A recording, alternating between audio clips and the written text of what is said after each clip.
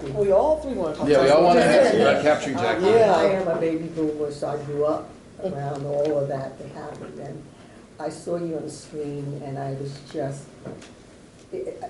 I can't explain how I felt. Thank I you. felt that she was there. That was Jackie. Thank you. That means a lot to me. It was an amazing challenge to get to take on, because I think it's rare when people are so iconic. We see them as a thing, we see them as a symbol, we see them as a facade, and to get to really consider someone as a human being was such an amazing exercise, and something we really haven't done with her. I think largely because she really kept herself private, despite she like gave a certain part of herself to the public and then said, the rest is for me, and she was so careful about that and did such an amazing job doing that too. But still, I think we haven't then given her the due of considering that she went through something so tragic in service to the country, and then pulled herself together again in service to the country, which is just astonishing. Did you mainly look at footage of hers for the accent? Did you maybe look at Grey Gardens again? I did. I watched the White House tour obsessively, sort of as my beginning of my exploration, with my dialect coach Tanya Blumstein, who's incredible. Because we were doing an exact replica, I really wanted to get it, even where the hesitations or the pauses or the breaths or the mess ups, like I wanted all of that to be the same. So we listened to that, and that I think was the real formative thing for the accent. I mean, it's a 2-hour special, so you can get really all of the sounds that she made and her rhythms. The Schlesinger tapes were also really helpful. Her interviews with Schlesinger, you have the transcripts and also the tapes that accompany them. And so that was helpful because he was a friend, so even though it was an interview, you get a sense of how she talked in private with someone she knew versus how she was when she was doing a TV show. Because she was nervous there. Yeah, she's nervous, and also I think she's trying to present a more sort of coy, feminine Reserved demeanor, and when she's private, she's much more. She's first of all super sharp. Like she knew every person that came in and out of Jack's life, and all of the politicians and what they were talking about. She was really paying attention to everything, to the point where, like, when we were going through it, Pablo was like, is this possible? Like, do you think that she really, like, said this in interviews? Like, she wasn't referring to notes? Because it's so amazing, her brain. And she also is super kind of witty, sardonic. Like, she had, like, that, like, sharp tongue, you know? Yeah. So, which, of course, is not the image when she's, doing these interviews. And I did watch Grey Gardens again, which helped give me, like, that it's okay to go a little eccentric. Like, she's from a family that were sort of these, like, wealthy but had lost everything, so they grew up being used to having everything but didn't really have any money, and there's a certain tension that goes on with that. Natalie, how did you actually get... Sorry, you were sorry, he was about to ask. Thank you. I wanted to know, from an artistic standpoint, what's the difference between portraying a historic character, as best you can, without stumbling over into some caricature or some freak version of it? It's super dangerous, and I was really scared of it because it's not ever been my kind of thing, like to do, like mimicking. I never thought that was a talent of mine, and it was really scary because you want to be believable first and foremost. You can't have the first thing you need the audience to do is to buy that you're the person you say you are when you're on screen. Yeah. And so I knew I would have to do some degree of that because she's so well known, and how she talks and the voice and the way she moved and everything.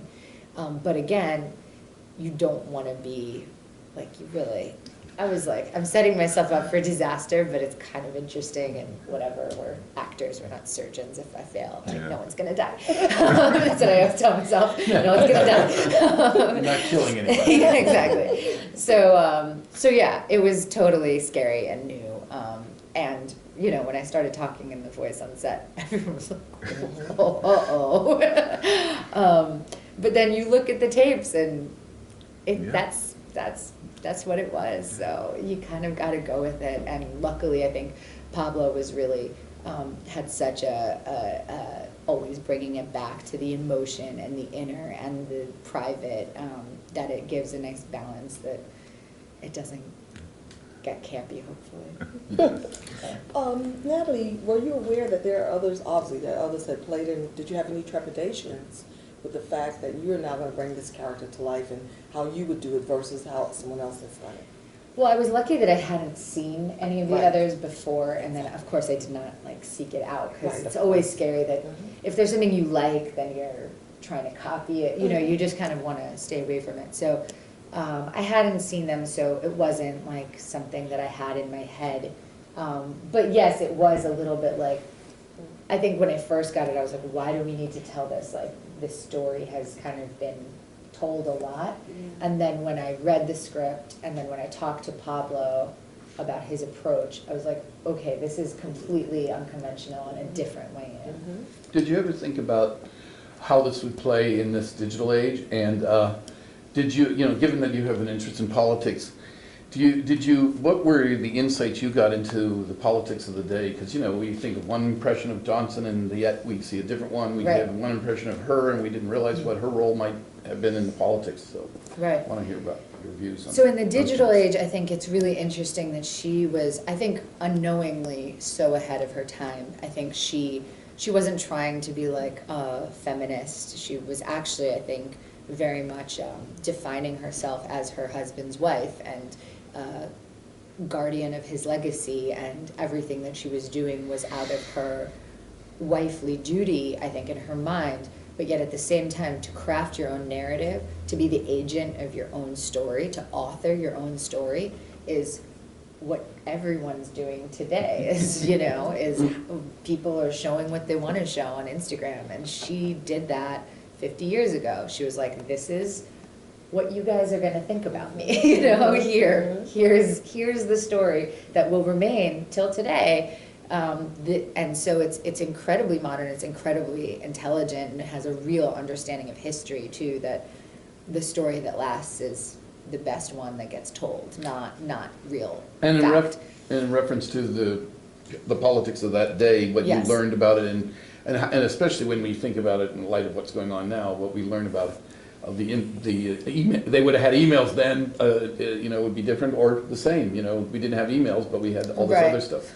Well, yeah, there's certainly, I mean, the incitement that led up to the assassination was something I was not really aware of. And you hear it, being from Israel, I had heard it so much about the Rabin assassination. They had literal posters and slogans like, about killing him. And they were doing the same thing with Kennedy, which I was really not aware of.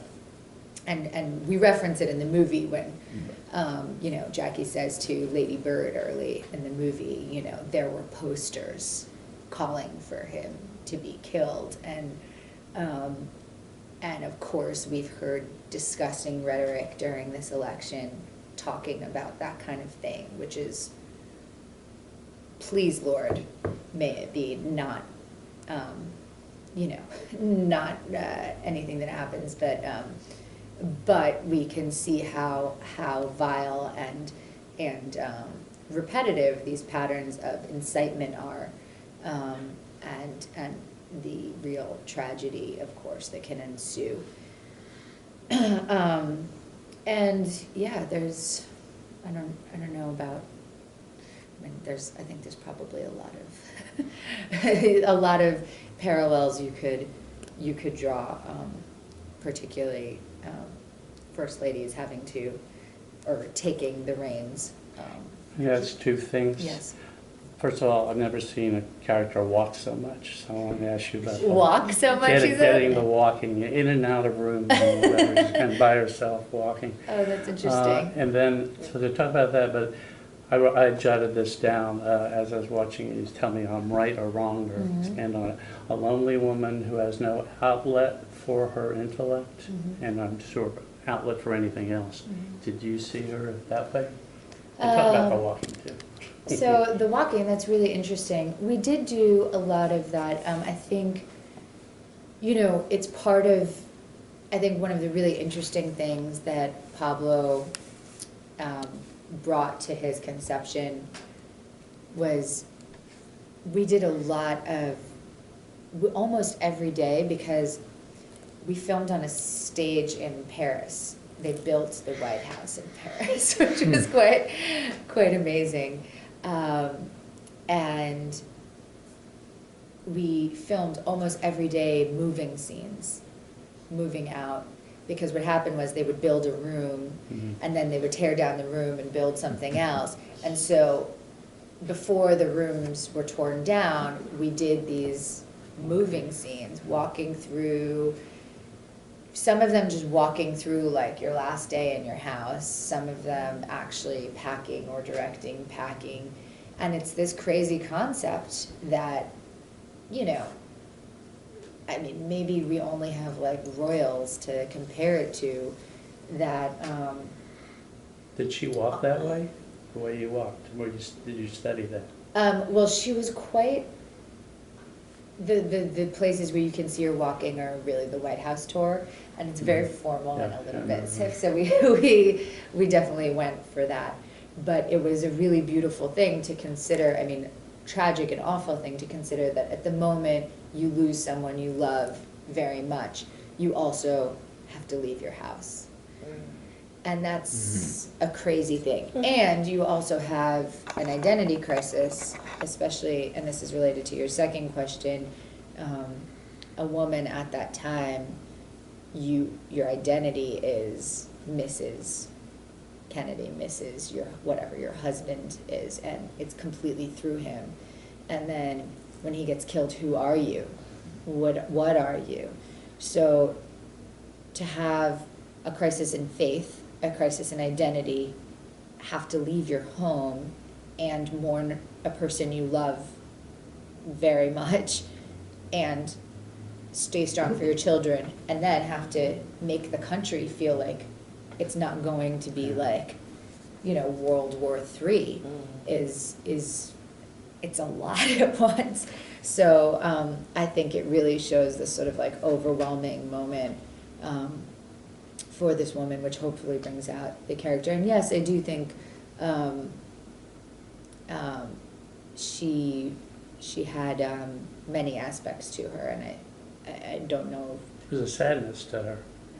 Well, we're also seeing her at the saddest moment in her life, so I'm not sure that would necessarily characterize how she was in general. Did you Sorry. Did you study about prior to Marie John F. Kennedy about Jacqueline? Because he was an editor at some point and very actually keen on to talk to people in a way. And when she was giving the interviews to Bill Kruder, that was, in a way, she's also controlling at the same time. So that was kind of interesting aspect. So I was curious, how did you study those elements prior to that? Yeah, her life prior to marrying JFK was really interesting because, of course, that also, what we were talking about with that her identity changes after, I think, as a woman, before you get married, that's the time when you like, that's probably the time that she would go back to in her mind of like, okay, who am I? Who was I before? And she even says that with Nancy, because Nancy, of course, is the character in the movie who knew her before they were in school together.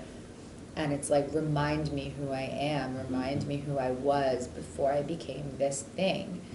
And yes, she was a journalist. she definitely, I definitely think that influenced her. She was more of like catching photos. She was taking photographs too, like catching photos of the street of like fashionable girls and that sort of thing.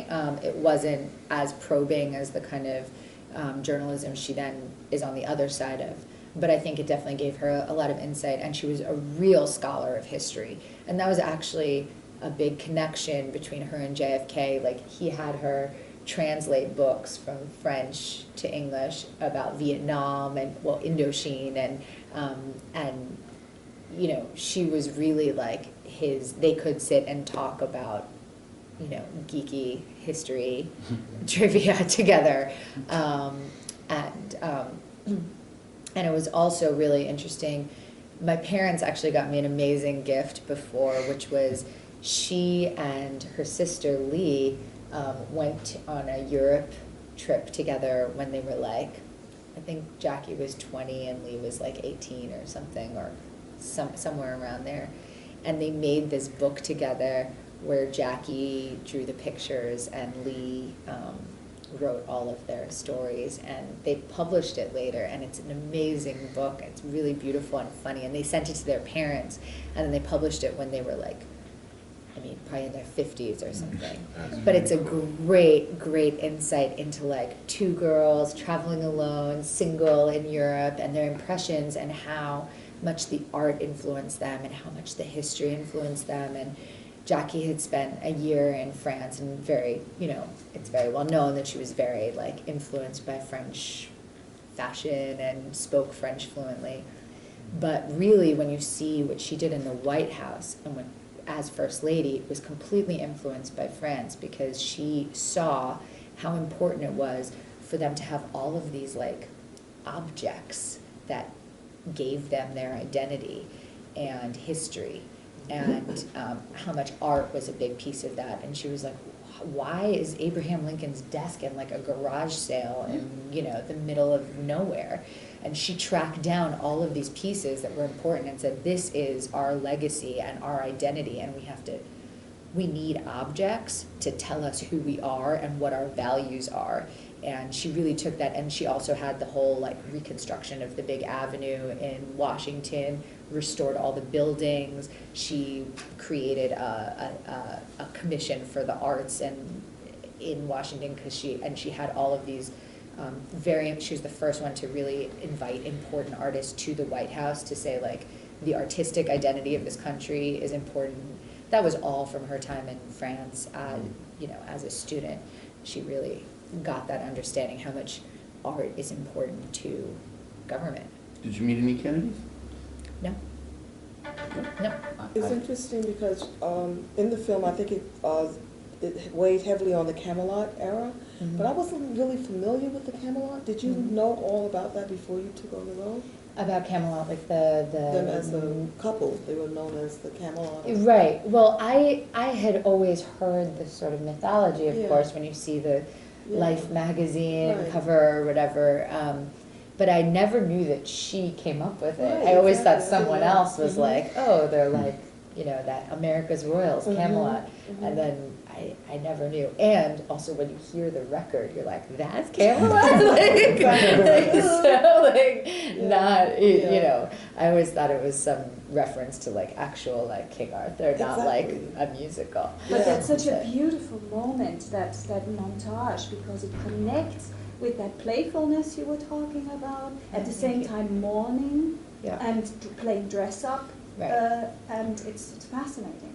I love that. I gathered Thank you. from your depiction of her, the perseverance, the tenaciousness, and definitely the fashion. She was a very fashionable woman. How do you feel that? Did you feel comfortable playing that role with the way she carried herself? Did you feel that you had to step up to that role, or that was just you naturally? No, well, I definitely had to step up to and into her shoes. It was not natural, but it was really beautiful because to experience. Pablo emphasized a lot her love of beauty. He always had me say in scenes, and it didn't really end up in the movie, I love beauty. I love beauty. He had me say it like all the time. And I think it's really important, someone who was so aesthetic, she loved clothes and fabrics. I mean, apparently she was always getting in trouble with Kennedy because she was spending $1 million a year on clothes, getting all the couture, and he was like, the American people are gonna lose their minds, like, you need to chill out, you know? And when someone who loves beauty that much, then the ugliest thing in the world happens to them, how does that affect them? The two surprises I had were that she felt, I never thought of this over all the years, that she felt guilt that she survived, and that she wanted to speak to Lee Harvey Oswald. I wonder what she would talk to him about. So those are the two things. Well, Yeah, no, I think it's definitely, really, and that's all from real sources, because Clint Hill, the guard who was with them, wrote a book, wrote a biography about her, and he wrote about that in there, and of course, who knows, but at the same time, I feel like it is a natural instinct to, like, I want to meet the person who did this, and maybe they can help me understand why, because it's so confusing, it's so unimaginable, that it does sort of make sense in that moment that you would want to talk to the person. Thank you so much. Thank you guys. Yeah, the live picture? Thank you. I think we have to go to the next one. Thank you. Take care, thank you.